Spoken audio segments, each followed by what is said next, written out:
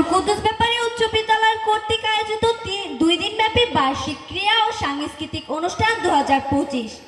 আজকে দ্বিতীয় দিনের দ্বিতীয় অধিবেশনে উপস্থিত প্রধান অতিথি, বিশেষ অতিথি, ম্যানেজিং কমিটির সভাপতি, অত্র বিদ্যালয়ের প্রতিষ্ঠাতা, অত্র বিদ্যালয়ের শিক্ষকবৃন্দ এবং আমার সহপাঠী ভাই ও বোনেরা, সবাইকে আমার সালাম।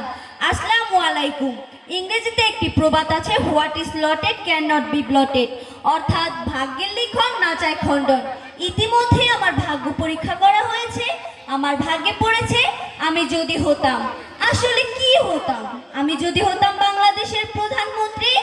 গত সপ্তাহে বৃহস্পতিবার স্কুল শেষে বাড়ি ফিরলাম। বৃহস্পতিবার মানে আমার কাছে একটা আলাদা সময়। বৃহস্পতিবার মানেই রাতে তাড়াতাড়ি ঘুম, বৃহস্পতিবার মানেই স্বপ্ন দেখা, তাই ঘুমিয়ে পড়লাম তাড়াতাড়ি। স্বপ্নে দেখে আমি বাংলাদেশের প্রধানমন্ত্রী, স্বপ্নে আমি অনেক কিছুই দেখলাম, কিছুই মনে নেই। শুধু মনে আছে আমি যদি প্রধানমন্ত্রী হতাম শহীদের এই দেশে, রাজভান্ডার খুলে দিতাম অনাহারীদের জন্য। তারপর আমি ভেবে দেখলাম আমি যদি আসলেই প্রধানমন্ত্রী হতাম তাহলে সত্যিই খুব সুন্দর হতো আমাদের এই বাংলাদেশটা। ভালোবাসা স্নেহে ভরপুর থাকতো আমাদের এই বাংলাদেশ। 100% শিক্ষিত দেশ থাকতো আমাদের এই বাংলাদেশ। এখন দেখা যায় বর্তমানে দুর্নীতিবাজদের অনেক কদর বেড়ে গিয়েছে।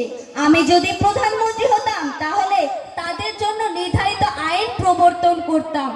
আমি বাংলাদেশের প্রতিটি সেক্টরে একটা উন্নতির ধারা বইয়ে দিতাম। If I were a Prime Minister, the motto of Digital Bangladesh is to establish technology-based digital governance, e-commerce, e-agriculture, e-production, e-education, e-safe. আমি যদি প্রধানমন্ত্রী হতাম তাহলে বাংলাদেশকে আমার মনের মতো করে সাজাতাম। এখন দেখা যায় বাংলাদেশে প্রশ্ন ফাঁসের হারটা অনেক বেড়ে গেছে। আমি যদি প্রধানমন্ত্রী হতাম তাহলে এই প্রশ্ন ফাঁদের কদরটা চিরতরের জন্য বন্ধ করে দিতাম। ধন্যবাদ সবাইকে।